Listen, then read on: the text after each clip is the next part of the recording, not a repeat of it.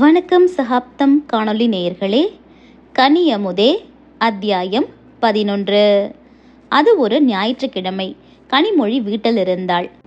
எப்பொழுதும் பழைய கைலியும் டிஷர்ட்டுமாக விடுவதற்கு முன்பே பண்ணைக்கு போகிறவன் சாப்பாட்டுக்கு மட்டும்தான் வீட்டுக்கு வருவான். அன்று என்னவோ வழக்கத்துக்கு மாறாக பால் கறந்து வேனுக்கு ஊற்றியதும் வீட்டுக்கு வந்து குளித்துவிட்டு வெள்ளையும் சொல்லியுமாக வெளியே கிளம்பினான். என்ன ஏதென்று யாரும் கேட்கவில்லை. கனிமொழியும் கண்டு கொள்ளவில்லை. மாலை 3 மணி இருக்கும். கை நிறைய துணிக்கடை பைகளோடு திரும்பி வந்தான். அதன் பிறகுதான் விஷயம் தெரிந்தது. ஊரில் அம்மன் கோயில் திருவிழாவிற்கு காப்பு கட்டியிருந்தார்கள். 3 நாள் திருவிழா. முதல் நாள் மது காட்டுதல், 2ஆம் நாள் காவடி, 3ஆம் நாள் பல்லக்கு. பொங்கல் தீபாவளியை விட திருவிழாவைத்தான் அந்த கிராமத்தில் சிறப்பாக கொண்டாடுவார்கள். வெளியூரிலிருந்து விருந்தாளிகளை அழைப்பது, புது துணி எடுப்பது, பலகாரம் செய்வது, கறி விருந்து ஆக்குவது என்று அமர்க்களமாக கொண்டாடுவார்கள். ஊர்ல இருக்கிறவனுங்கெல்லாம் குடும்பத்தோட டவுனுக்கு துணி எடுக்க போய் அதையே ஒரு திருவிழா மாதிரி கொண்டாடிட்டு வர்றானுங்க. நீ என்னடானா தனிக்காட்டு ராஜா மாதிரி நீயா போய் உனக்கு பிடிச்ச துணியா வாங்கியாந்துட்டு மெதுவா எங்களை கூப்பிடுற என்று புலம்பிக் கொண்டே வீட்டுக்குள் நுழைந்தாள் தாமரை. மகள் குரல் கேட்டு கொல்லைப்புறத்திலிருந்து உள்ளே வந்த அலமேலு மகளையும் பேத்தியையும் இன்முகமாக வரவேற்று, நடந்தா வந்தீங்க? அவரை கொண்டு வந்து விட சொல்லியிருக்க வேண்டியது தானே என்றார். அவர் எங்க வீட்டில் இருக்காரு? ஃபோன் பண்ணி கூப்பிட்ட உன் மகன் வண்டி எடுத்துக்கிட்டு ஒரு எட்டு என் வீட்டுக்கு வந்திருக்கலாம். அதை சொல்றதுக்கு யார் இருக்கா இந்த வீட்டில் என்று தாயிடம் நொடித்து கொண்டாள். தமக்கையின் பேச்சை காதில் வாங்காமல், அடியே அம்முக்குட்டி, எங்கடி போன இத்தனை நாளா? மாமாவை பார்க்க வரவே மாட்டேங்கிற என்று தாயை வால் பிடித்து கொண்டு வந்த அபியை தூக்கி கொஞ்சினான் மலையமான். ஒரு கஷ்டம்னு போய் நின்னப்ப கை கொடுக்க முடியல. இப்ப எந்த உரிமையில இவ்வளவு எகத்தாளமா பேசிக்கிட்டு வருது இந்த அம்மா? எல்லாம் இவன் கொடுக்கிற இடம். கொஞ்சமாவது ரோஷம் இருக்கா? அம்மா கிட்ட கூட எகிருவான். ஆனா அக்கா கிட்ட வாயே திறக்க மாட்டான். கடுப்புடன் எண்ணியபடி அவர்கள் வீட்டுக்குள் நுழைந்ததுமே நெல்லி மரத்தடிக்கு செல்லலாம் என்று வெளிப்புறம் நோக்கி அடியெடுத்து வைத்தாள் கனிமொழி. குழந்தையை தூக்கி கொஞ்சிக் கொண்டிருந்தவனின் கவனம் சட்டென்று மனைவியிடம் திரும்பியது. எங்க போற? எல்லாருக்கும் தான் ட்ரெஸ் வாங்கிட்டு வந்திருக்கேன், உட்கார்ந்து பாரு என்று அவளை தடுத்தான். அவனுடைய பேச்சை கேட்க அவளுக்கு விருப்பமில்லை. ஆனால் தாமரைக்கு முன் அவனை அவமானப்படுத்தவும் முடியவில்லை. கூடத்தில் சுவரோரமாக இருந்த பைகளை பார்த்ததும் தரையில் அமர்ந்து ஒவ்வொரு பையாக எடுத்து பிரித்து பார்க்க துவங்கினாள் தாமரை. அவளுக்கு சமமாக தரையில் அமர மனமில்லாமல் அங்கே கிடந்த பிளாஸ்டிக் நாற்காலியில் அமர்ந்து தாமரை விரித்து பார்க்கும் துணிகளை தானும் பார்ப்பது போல் பாவனை செய்தாள் கனிமொழி. முதலில் அபிக்குட்டிக்கு அழகான ஃப்ராக் இருந்தது. அடுத்து அலமேலுவுக்கு அம்சமான சேலையும் நாராயணனுக்கு மினிஸ்டர் ஒயிட் வேட்டி சட்டையும் இருந்தது. மாமாவுக்கு தான்கா, அது நல்லா இருக்கா? வேட்டி சட்டையில என்ன வித்தியாசம்? எல்லாம் ஒரே மாதிரி தானே இருக்கும். தாமரையின் பேச்சை கனிமொழி மட்டுமல்ல, அலமேலுவே ரசிக்கவில்லை. இவளை கடைக்கு கூட்டிட்டு போகலன்னு எவ்வளவு மூடி போடுறா. ஒவ்வொரு காசையும் என் புள்ள எவ்வளவு கஷ்டப்பட்டு சம்பாதிக்கிறான். கொஞ்சமாவது புத்தி இருக்கா அவளுக்கு என்று மனதிற்குள் புலம்பினார். வெளியில் சொல்லவா முடியும்? ஒப்பாரி வைத்து கொண்டு போய்விடுவாள். பிறகு 10 நாட்களுக்கு இந்த பக்கம் திரும்ப மாட்டாள். பேத்தியை பார்க்காமல் இருக்க முடியாதே.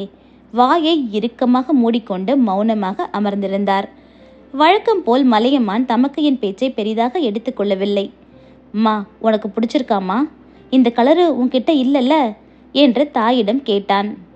எனக்கு நல்லா பிடிச்சிருக்குப்பா, அருமையா இருக்கு கலரு, ஆனந்தத்துடன் கூறினார் தாய். தாயின் முகத்தில் தெரிந்த மகிழ்ச்சியில் அவன் அகமகிழ்ந்து போனான். அடுத்து தாமரை எடுத்தது ஒரு பட்டுப்புடவை பை. தமக்கையின் கையில் அந்த பை வந்ததுமே மலையமானின் பார்வை மனைவியிடம் சென்றது. கணவனின் பார்வை தன் பக்கம் நிலைத்திருப்பதை அவளால் உணர முடிந்தது. நிமிர்ந்து பார்க்க கூடாது என்று நினைப்பதற்குள் அவள் பார்வை தானாக உயர்ந்து அவன் கண்களை சந்தித்து விட்டது. ரசனையா, அன்பா, அல்லது அதற்கும் மேல் ஏதாவதா? என்ன பார்வை அது? அவனுடைய முரட்டு முகத்துக்கு சம்பந்தமே இல்லாத அந்த பார்வை அவளை குழப்பியது. அந்யோன்யமான பார்வையை பரிமாறி அவர்கள் கண்களால் உறவாடிக்கொண்ட சில நொடி பொழுதில் 15,000 என்று மலையிலிருந்து உருட்டிவிடப்பட்ட பாறை போல் அவர்களுடைய மோனத்தில் குறுக்கிட்டது தாமரையின் கடினமான குரல். நொடியில் அவர்களுடைய கவனம் அவள் பக்கம் திரும்பியது. அந்த பட்டு புடவையை திருப்பி திருப்பி பார்த்து கொண்டிருந்தவள் முகத்தில் அதிர்ச்சியும் அதை மறைக்கும் முயற்சியும் இருந்தது. யாருக்குப்பா இந்த புடவை? மருமகளுக்குத்தான் எடுத்திருப்பான் என்று தெரிந்தாலும் அதை அவன் வாயால் சொல்லட்டும் என்றே கேட்டார் அலமேலு. கனிக்குதாம்மா, கல்யாணத்தன்னைக்கு நல்ல புடவை எடுக்க முடியல, அதான் இப்ப எடுத்துக்கிட்டு வந்தேன், கனிந்த குரலில் கூறினான். என்னதான் அவள் கோப முகமூடியை போட்டு கொண்டாலும் பிடிவாதத்தை வலுக்கட்டாயமாக இழுத்து பிடித்து கொண்டாலும் அந்த கணம் அவள் மனதிற்குள் ஒரு சின்ன மகிழ்ச்சி தலை தூக்கியதை அவளால் மறுக்கவே முடியாது. நல்லா இருக்குப்பா, இங்கே கொடு தாமரை பாப்போம். மகளிடமிருந்து புடவையை கையில் வாங்கி பார்த்த அலமேலு அதை மருமகளிடம் நீட்டி, கையில வாங்கி பாரு கண்ணு என்றார். மறுக்க தோன்றாமல் அதை கையில் வாங்கிய கனிமொழி புடவையை மெல்ல வருடினாள். ஏனோ தெரியவில்லை, அவள் மனம் நெகிழ்ந்தது. நெஞ்சுக்குள் ஏதோ அடைப்பது போல் தோன்றியது. மலையமானின் முகத்தை நிமிர்ந்து பார்க்க முடியவில்லை. நல்லா இருக்கு என்று கூறி புடவையை மீண்டும் அலமேலுவிடம் நீட்டினாள். பெட்டியில வச்சுக்க கண்ணு, திருவிழாவுக்கு கட்டிக்கிட்டு போகலாம் என்றார். அதற்கு என்ன பதில் சொல்வது என்று கனிமொழி யோசிப்பதற்குள், சரிம்மா நான் கிளம்புறேன், அவர் இந்நேரம் வீட்டுக்கு வந்திருப்பாரு என்று எழுந்தாள் தாமரை. சட்டென்று தமக்கையின் பக்கம் திரும்பிய மலையமான், எங்கக்கா போற, உன்னோட புடவையை எடுத்து பாரு என்றான். தாமரையின் முகம் வாடியிருந்தது. அன்று வரை அந்த வீட்டில் அவளுக்குத்தான் எல்லா சிறப்பும், அவளுக்கு மிஞ்சிதான் மற்றவர்களுக்கு. இன்று எல்லாம் மாறிவிட்டது. கீழே பிடித்து தள்ளப்பட்டு விட்டது போல் உணர்ந்தாள். அவளுக்குள் ஏதோ ஒரு எதிர்மறை உணர்வு, தப்பென்று அவளுக்கே தெரிகிறது. ஆனாலும் தவிர்க்க முடியவில்லை. இருக்கட்டும் மலையா, நீ நல்லா தான் வாங்கிட்டு வந்திருப்ப, நான் வீட்டில் போய் பார்த்துக்கிறேன், லேட் ஆயிடும் என்றாள். இந்த ஒரு புடவையை பார்க்க உனக்கு எவ்வளவு நேரம் ஆயிடும்? லேட்டானா நான் கொண்டு வந்து விடுறேன், நீ பைய பிரிச்சு பாரு என்றான் பிடிவாதமாக. அதற்கு மேல் தட்டி பேச முடியாமல் பிரித்து பார்த்தாள். நல்ல புடவையாகத்தான் இருந்தது. ஆனால் பட்டு புடவை இல்லை, விலையும் 15,000 இல்லை. சிரமப்பட்டு சிரித்து, நல்லா இருக்கு என்றாள். கனிமொழியின் புடவையை பார்க்காமல் இதை முதலில் பார்த்திருந்தால் நிச்சயமாக மகிழ்ந்திருப்பாள்தான். ஆனால் இப்போது முடியவில்லை. உரிமையாக தம்பியிடம் சண்டை கூட போட முடியாத அளவுக்கு அவளுக்குள் என்னவோ செய்தது. அதற்கு மேல் அங்கே தாமதிக்காமல் கிளம்பிவிட்டாள். வீடு வந்து சேர்ந்த பிறகும் அவளால் அவளுடைய எண்ணப்போக்கை கட்டுப்படுத்த முடியவில்லை. கண்ணீர் விட்டு அழுதாள். ஒருவேளை அவளுடைய கணவன் அவளை தம்பியின் கையை எதிர்பார்க்காத நிலையில் வைத்திருந்தால் அவளுக்கு இப்படியெல்லாம் தோன்றியிருக்காதோ என்னவோ. மனம் பாரமாகவே இருந்தது. கொஞ்சம் கொஞ்சமாக தன்னை தேற்றிக்கொண்டாள். தம்பி தனக்காக எவ்வளவோ செய்திருக்கிறான். இப்போது அவனுடைய வாழ்க்கைக்காக சிலவற்றை செய்கிறான். செய்யட்டுமே, அவன் நன்றாக இருந்தால்தானே நமக்கு நிம்மதி. அவன் வாழ்க்கை கெட்டு சீரழிந்து போனால் நமக்கு தாங்க முடியுமா என்றெல்லாம் ஏதேதோ எண்ணி தன்னுடைய எதிர்மறை எண்ணங்களை கட்டுக்குள் கொண்டு வந்தாள். அதன் பிறகு உண்மையான மகிழ்ச்சியோடு தம்பி வாங்கி கொடுத்த புடவையை ஒரு முறை எடுத்து பார்த்தாள். தோளில் போட்டு கண்ணாடிக்கு முன் நின்று அழகு பார்த்தாள். அப்போதும் அவள் கண்களில் கண்ணீர் வந்தது. அது ஆனந்தத்தில் வந்த கண்ணீர். அன்று இரவு அலமேலு மகள் வீட்டுக்கு கிளம்பிய பிறகு கட்டிலை தூக்கி கொண்டு வாசலுக்கு போன மலையமான் கும்பகர்ணன் போல் குரட்டை விட ஆரம்பித்து விட்டான். கனிமொழிக்குத்தான் உறங்கவே முடியவில்லை. அவனுடைய பார்வையும் குரலும் ஏன் குணமும் கூட அவளை கண்மூட விடவில்லை. தன் குடும்பத்து ஆண்களிடம் பார்க்காத பல குணங்களை அவள் மலையமானிடம் கண்டாள். அவளுடைய தந்தைக்கு பண்ணை மட்டும்தான் எல்லாம். வீடு குடும்பமெல்லாம் மாற்றாந்தாய் பிள்ளைகள்தான். அவளுடைய அக்கால் கணவன் சீனு நல்லவன்தான். ஆனால் தன் விருப்பத்திற்கு மட்டுமே முதலிடம் கொடுப்பான். மற்றவர்கள் எல்லாம் அவனுக்கு தகுந்தாற்போல் வளைந்து கொடுக்க வேண்டும் என்று எதிர்பார்ப்பான். ஆனால் மலையமான் வேறு மாதிரி இருந்தான். வீட்டில் உள்ள அனைவருக்கும் சேர்த்து ஒற்றையாளாக உழைத்தான். அப்படி உழைக்கிறவர்களிடம் இருக்கும் கோபமும் தலைகணமும் அவனிடம் சிறிதும் இல்லை. எல்லோரையும் அனுசரித்து போகிறான், விட்டு கொடுக்கிறான், பொறுப்பாக இருக்கிறான், பாசமாக இருக்கிறான். ஏன் படிக்காமல் போய்விட்டான்? கொஞ்சம் படித்திருந்தாலும் சென்னை, பெங்களூர் என்று எங்காவது போய் நன்றாக வாழ்ந்திருக்கலாமே என்றெல்லாம் எண்ணங்கள் ஓட திடுக்கிட்டு போனாள். பாவி, படுபாவி, ஒரு புடவையை வாங்கி கொடுத்துட்டு எப்படியெல்லாம் மனசை கலைக்க பார்க்கறான். நெஞ்செல்லாம் படபடத்தது. ஜக்கில் இருந்த தண்ணீரை எடுத்து மடமடவென்று குடித்துவிட்டு படுத்தாள். அதன் பிறகும் உறங்க முடியவில்லை. இப்போது உறக்கம் வராததற்கு காரணம் வேறு. கொசுவலைக்குள் காற்று வராமல் அவள் அவஸ்தைப்படுவதை எப்படி தெரிந்து கொண்டானோ? 10 நாட்களுக்கு முன் ஒரு ஸ்டாண்ட் ஃபேன் வீட்டுக்கு வந்துவிட்டது. புது ஃபேன் என்றதாலோ என்னவோ காற்று சில்லென்று வீசும். பதட்டத்தில் ஒரு ஜக் தண்ணீரை வேறு குடித்து விட்டாள். கனத்த வயிறு படுக்க விடவில்லை. எழுந்து அமர்ந்தாள். கொல்லைப்புறம் போக வேண்டுமே, தனியாக எப்படி? மொபைல் டார்ச்சை சமையலறை பக்கம் அடித்து பார்த்தவளுக்கு சமையலறைக்குள் தனியாக செல்லவே பயமாக இருந்தது. இதில் கொல்லைப்புறத்திற்கு எப்படி செல்வாள்? கடவுளே! வாசல் பக்கம் எட்டி பார்த்தாள். கும்பகர்ணன் நன்றாக உறங்கிக் கொண்டிருந்தான். இவனிடம் உதவி கேட்பதற்கு விடியும் வரை உட்கார்ந்தே இருக்கலாம். ஃபேனை எல்லாம் அமர்த்திவிட்டு போர்வையை போர்த்தி கொண்டு வீம்புடன் அமர்ந்தே இருந்தாள். இயற்கையோடு போட்டி போட்டு வென்றுவிட முடியுமா என்ன? வேறு வழியே இல்லாமல் பூனைக்குட்டி போல் எழுந்து வாசலுக்கு வந்தாள். அடித்து போட்டது போல் உறங்கிக் கொண்டிருந்தான் மலையமான். இவனை எப்படி எழுப்புவது? எழுப்பி என்ன சொல்வது? சங்கடத்துடன் ஓரிரு நிமிடங்கள் நின்றவள் பிறகு மொபைல் டார்ச்சை ஆன் செய்து அவன் முகத்துக்கு நேரே அடித்தாள். சட்டென்று உறக்கம் கலைந்து விழித்த மலையமான் கனிமொழியை கண்டு கனவா நிஜமா என்று எதுவும் புரியாமல் ஒரு கணம் குழம்பி பின் நிஜம்தான் என்று உணர்ந்து என்ன என்னாச்சு என்று பதட்டத்துடன் எழுந்தான். ஒரு நொடி தயங்கியவள் பின்பக்கம் போகணும் என்றாள் மெல்ல. உறக்க கலக்கமோ என்னவோ, அவனுக்கு அப்போதும் ஒன்றும் புரியவில்லை. அவன் விழிப்பதை பார்த்துவிட்டு பின்பக்கம் என்று கொஞ்சம் அழுத்தி சொன்னவள் இருட்டு, பயமா இருக்கு என்றாள் தொடர்ந்து. அவனுக்கு விளங்கிவிட்டது. பயமா? நான் இருக்கும்போது உனக்கென்ன பயம்? வா என்று முன்னோக்கி நடந்தான். அவளுக்குத்தான் சங்கடமெல்லாம். அவனிடம் அதன் சாயல் கூட இல்லை. வெகு இயல்பாக அவளை அழைத்து கொண்டு கொல்லைப்புறத்துக்கு சென்றவன் காத்திருந்து அவளை மீண்டும் வீட்டுக்குள் அழைத்து வந்தான். தேங்க்ஸ். எங்கோ பார்த்தபடி முணுமுணுத்தாள் கனிமொழி. அதற்கு அவன் எதுவும் சொல்லவில்லை. படுத்துக்க, வெளியில தான் இருப்பேன், எதுனாலும் கூப்பிடு என்ன என்றான். குரலில் நெருக்கம் இருந்தது. தலையை மேலும் கீழும் ஆட்டிவிட்டு கொசுவலைக்குள் நுழைந்து கொண்டாள் அவள். மலையமான் சின்ன புன்னகையுடன் வாசலுக்கு வந்தான். அவளிடம் மாற்றம் தெரிவது போல் தோன்ற அவன் மனம் உல்லாசத்தில் ஊஞ்சலாடியது. ஆனால் இன்னொரு பக்கம் அவள் சாதாரணமாக பார்ப்பதையும் வேறு வழியில்லாமல் தம்மிடம் வந்து நிற்பதையும் நாம் தான் பெரிதாக நினைத்துக் கொள்கிறோமோ என்று பயமாகவும் இருந்தது. மகிழ்ச்சியும் பயமும் கலந்த ஒருவித கிளர்வுற்ற மனநிலை அவனை ஆக்கிரமித்துக் கொள்ள கனவுகளோடு கண்மூடினான். கனியமுதே அத்தியாயம் 12. மலையமானின் பண்ணைக்கு அன்று கால்நடை மருத்துவர் வந்திருந்தார். மாடுகளுக்கு தடுப்பூசி போட்டுவிட்டு அவர் கிளம்பிய போது தாமரை ஒரு தூக்குவாளியோடு தம்பியை பார்க்க வந்தாள். அக்கா வா வா, என்ன இவ்வளோ தூரம் நடந்து வந்திருக்க? இந்தா கொழுக்கட்டை சுட்டேன். மாமா டவுனுக்கு போனவர் இன்னும் வரல, அதான் நானே கொண்டு வந்தேன், சாப்பிடு. வீட்டுக்கு கொண்டு போயிருக்க வேண்டியது தானே, அங்கே வந்து சாப்பிட்டுக்குவேனே, எதுக்கு இவ்வளோ தூரம் நடந்து வந்த? அதுக்கு என்ன, நீ சாப்பிடு, ஆறிட போகுது.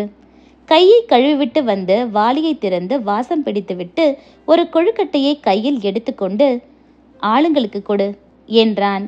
வாளியின் மூடியில் தம்பிக்கு 4-5 கொழுக்கட்டைகளை எடுத்து வைத்துவிட்டு வேலை செய்து கொண்டிருந்தவர்களிடம் ஆளுக்கு ஒன்றாக எடுத்து நீட்டினாள். ருசித்து சாப்பிட்டுவிட்டு மடமடவென்று தண்ணீர் குடித்தான். வயிறே நிறைந்து விட்டது. சாப்பிட போக லேட் ஆயிட்டு, நல்ல நேரத்துல தான் கொண்டு வந்திருக்க என்று சிரித்தான். வீட்டுக்கு சாப்பிட கூட போகாம எதுக்கு இந்த பண்ணையிலேயே இப்படி கெடையா கிடக்கிற? தமக்கையாக கடிந்து கொண்டாள்.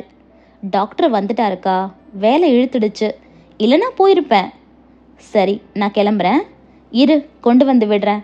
இல்லைல்ல, இங்கே நம்ம வீட்டுக்கு தான் போகிறேன், நீ வேலையை பாரு என்று கூறியவள் சற்று தயங்கி நின்று, புடவை ரொம்ப நல்லா இருந்துச்சு மலையா, வீட்டுக்கு போய் பார்த்த பிறகுதான் கவனிச்சேன், நல்ல கலரு, ஜாக்கெட்டு தைக்க கொடுத்துட்டேன் என்றாள் மலர்ந்த முகத்தோடு. மலையமானுக்கு திருப்தியாக இருந்தது. வண்டியை எடுத்து சரி ஏறு, வீட்டில் இறக்கி விடுறேன் என்றான். உரிமையையும் கோபத்தையும் வெளிப்படையாக காட்டும் அளவுக்கு அவர்கள் பாசத்தை வார்த்தைகளால் வெளிப்படுத்துவதில்லை. அவர்கள் பரிமாறிக்கொள்ளும் உணர்வுகளுக்கும் பேசிக்கொள்ளும் வார்த்தைகளுக்கும் உள்ள தொடர்பை வெளியாட்களால் உணர முடியாது. அது அவர்களுடைய பிரத்யேக மொழி. மலையம்மானின் பைக் மரத்தடியில் வந்து நிற்கவும் கனிமொழியின் ஸ்கூட்டி வாசலுக்கு வரவும் சரியாக இருந்தது.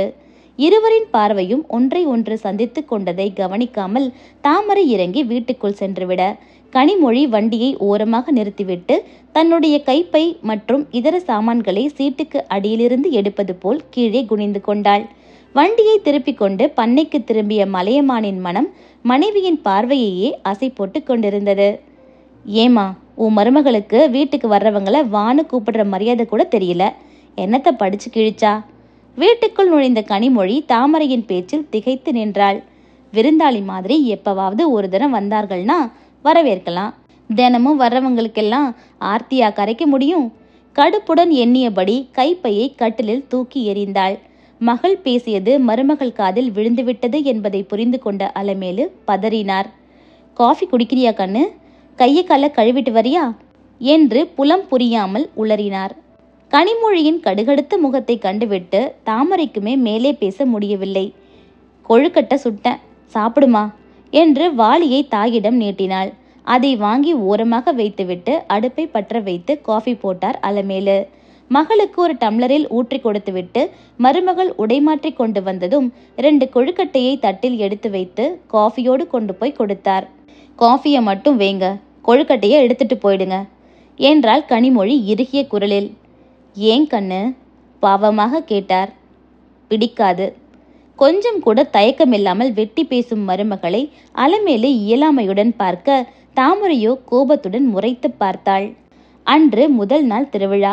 காலையிலேயே வீடு வாசல் எல்லாம் கழுவி குளித்து முடித்து பால் அபிஷேகத்திற்கு மகனுடைய பண்ணையில் கறந்த பசும்பாலை எடுத்துக்கொண்டு கிளம்பிய அலமேலு இரவு உடையோடு நிற்கும் மருமகளை கண்டுவிட்டு, என்ன கண்ணு, இன்னும் குளிக்காம இருக்க?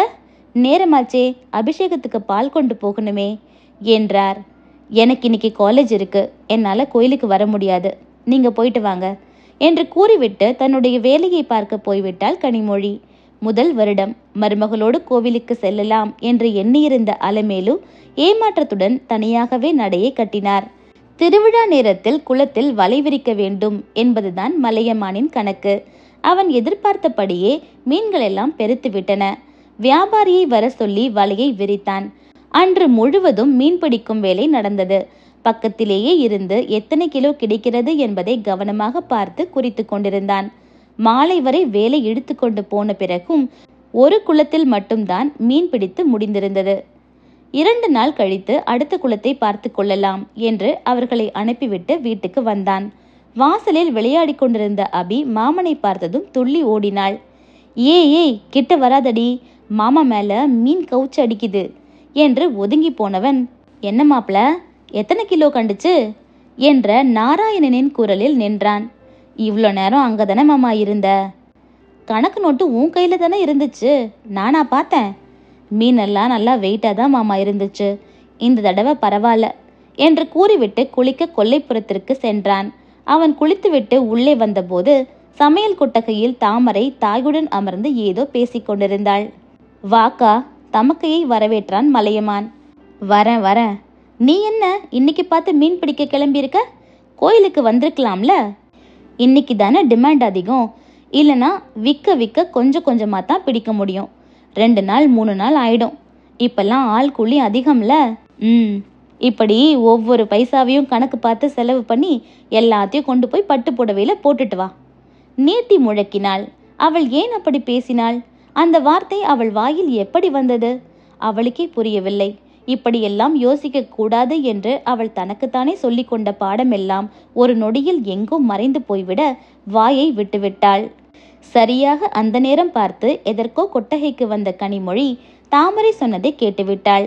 மலையமானின் பதில் எப்படி இருக்கிறது என்பதை தெரிந்து கொள்வதற்காக வாயை இறுக மூடிக்கொண்டு மௌனமாக நின்றாள். எதுவுமே சொல்லாமல் உள்ளே சென்று விட்டான். அவளுக்கு கோபம் பொங்கியது. தாமரையின் மீது ஒரு பங்கு கோபம் என்றால் அவளுடைய பேச்சை கண்டிக்காத மாமியார் மீதும் கணவன் மீதும் 2 மடங்கு கோபம். இதென்ன பெரிய ஊர்ல இல்லாத புடவையா? என்னிடம் என்னென்ன ரகத்தில் உடைகளும் நகைகளும் இருக்கிறது என்று இவர்களுக்கு தெரியுமா என்ன என்று ஆத்திரத்துடன் எண்ணினாள். மறுநாள் காவடி. எல்லோரும் கோவிலுக்கு புத்தாடை அணிந்து செல்லும் நாள். அலைபேசியோடு வாசலுக்கு வந்தவள் தாய்க்கு அழைத்து மறுநாள் அவளுக்கு என்னென்ன தேவை என்பதை பட்டியல் போட்டாள். அவளுடைய உயரம் என்ன என்பதை அவர்களுக்கு நினைவுபடுத்த வேண்டும் அல்லவா? இங்கு நடக்கும் உள்குத்து விவரமெல்லாம் எதுவும் தெரியாமல் அங்கப்பன் யதார்த்தமாக மகளுக்கு தேவையான புடவை மற்றும் அணிமணிகள் அனைத்தையும் அன்று இரவே கொண்டு வந்து கொடுத்துவிட்டு சென்றார்.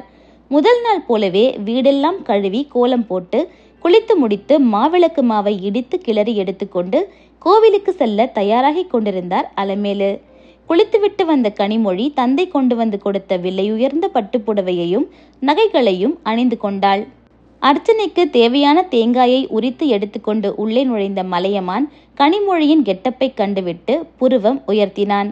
அழகாகத்தான் இருந்தாள், ஆனால் ஆடம்பரமான அழகு. அதுவும் இல்லாமல் அன்று அவன் வாங்கி கொடுத்த புடவையை அவ்வளவு ஆசையாக வருடி பார்த்தவள் இன்று அதை உடுத்தாமல் ஏன் வேறு புடவையை உடுத்தியிருக்கிறாள் என்றும் புரியவில்லை அவனுக்கு. கனிமொழியின் மனதில் என்ன ஓடிக்கொண்டிருக்கிறது என்பதை மலையமான் தான் அறியவில்லை. ஆனால் அலமேலு நன்றாகவே அறிந்திருந்தார்.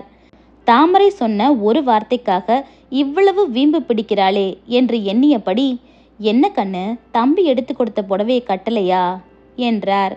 அந்த புடவை உங்க பொண்ணுக்கு பிடிச்சிருக்கு போல இருக்கே, வேணும்னா அவங்கள எடுத்துக்க சொல்லுங்க, என்கிட்ட அதை விட நல்ல புடவை நிறைய இருக்கு என்றாள் வெடுக்கென்று. மலையமான் திடுக்கிட்டு மனைவியை பார்த்தான். என்ன பேச்சுது? தன் தாயிடம் அவள் அப்படி பேசியிருக்க கூடாது என்கிற கண்டிப்புடன் அதட்டினான். கனிமொழிக்கு கோபம் பொங்கியது. மையிட்ட தன் பெரிய விழிகளை உருட்டி கணவனை முறைத்தாள். எங்கே சண்டை பெரிதாகிவிடப் போகிறதோ என்கிற பயத்தில், சரி சரி விடுங்க, கோயிலுக்கு கிளம்பணும், நேரமாயிடுச்சு என்று இடையில் புகுந்து பேச்சை மாற்றிவிட முனைந்தார் அலமேலு. கோபம் குறையாத கனிமொழியோ மேலும் பேச்சை வளர்த்தாள். எனக்கு பட்டுப்புடவை வேணும்னு உங்க பையன்கிட்ட நான் கேட்டனா? இல்ல உங்க பையன் கஷ்டப்பட்டு சம்பாதிக்கிற பணத்தை எனக்காக செலவு செய்யுங்கன்னு நான் சொன்னேனா?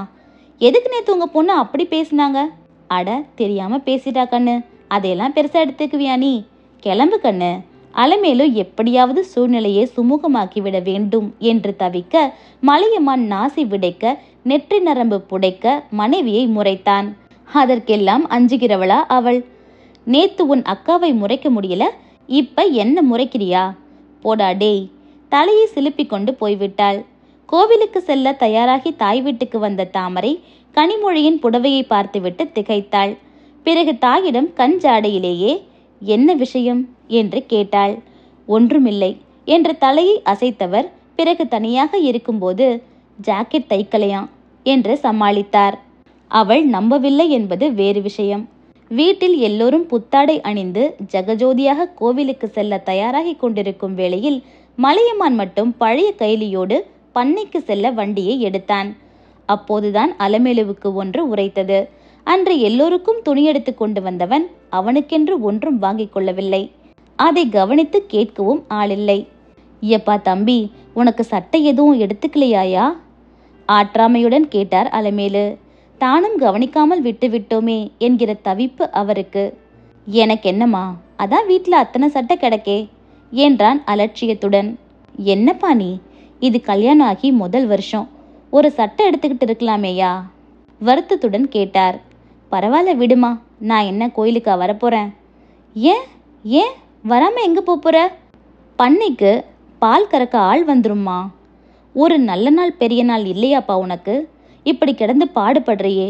வயிற்றெரிச்சலாக இருந்தது அந்த தாய்க்கு. அவனுக்கு அதெல்லாம் ஒன்றும் பெரிதாக தெரியவில்லை. செய்யும் தொழிலே தெய்வம் என்று எண்ணி கோவிலை விட பண்ணைதான் முக்கியம் என்று போய்விட்டான். கோவிலில் கூட்ட நெரிச்சலில் சிக்கி சின்ன பின்னமானதாலோ அல்லது மகனை பற்றிய கவலையாலோ அலமேலுவின் உடல் அன்று வெகுவாக சோர்ந்து விட்டது. கோவிலிலிருந்து வந்ததும் உடைமாற்றிக்கொண்டு ஒரு மாத்திரையை போட்டுக்கொண்டு படுத்தவர்தான் அடித்து போட்டது போல் உறங்கிவிட்டார். மாலை 5:30 மணி இருக்கும். மலையமான் வீட்டுக்கு வந்து குளித்துவிட்டு சமையலறையில் போய் பாத்திரங்களை திறந்து பார்த்தான். எதுவுமே இல்லை, எல்லாம் காலியாக இருந்தது. பசி வேறு வயிற்றை கிள்ளியது. கூடத்துக்கு வந்து கனிமொழியை பார்த்தான். அவள் பிரெட்டில் ஜாமை தடவி கொண்டிருந்தாள். என்னாச்சு, சமைக்கலையா என்றான். அவள் பதில் சொல்லாமல் தோலை குலுக்கினாள்.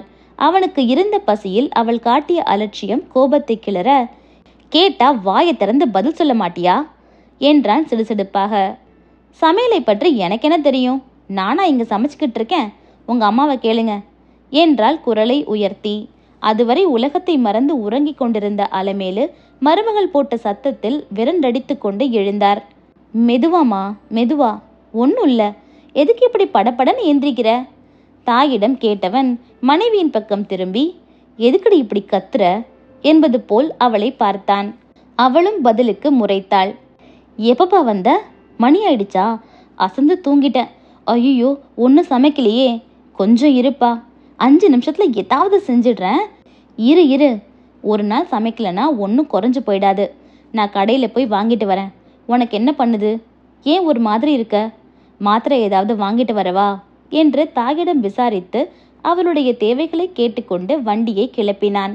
மகன் அந்த பக்கம் போனதும் அலமேலுவின் பார்வை மருமகளிடம் சென்றது. கட்டிலில் ஒய்யாரமாக அமர்ந்து பிரெட் சாப்பிட்டு கொண்டிருந்தாள். மலையமானின் பசியை பற்றி அவள் அலட்டிக்கொள்ளவே இல்லை.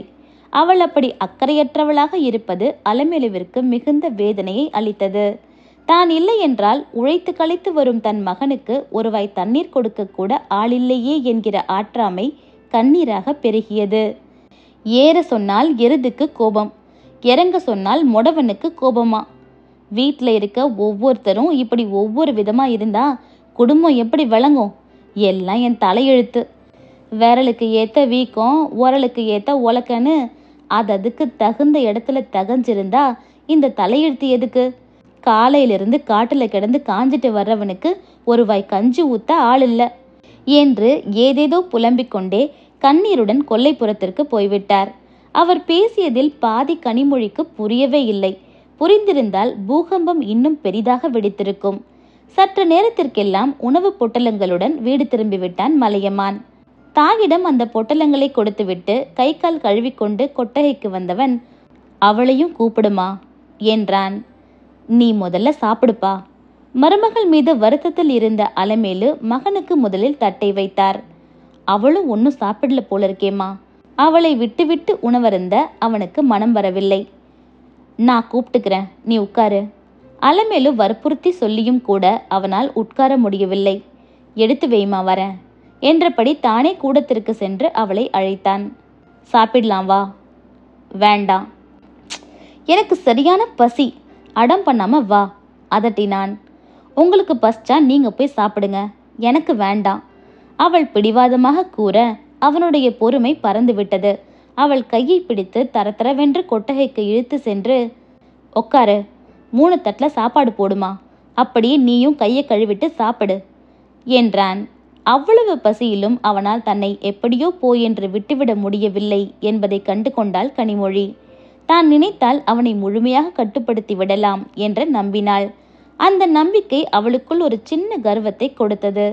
கர்வம், அது ஒரு ஆபத்தான ஆபரணம் என்பதை அப்போது அவள் அறிந்திருக்கவில்லை. கனியமுதே அத்தியாயம் 12 நிறைவடைந்தது. நன்றி.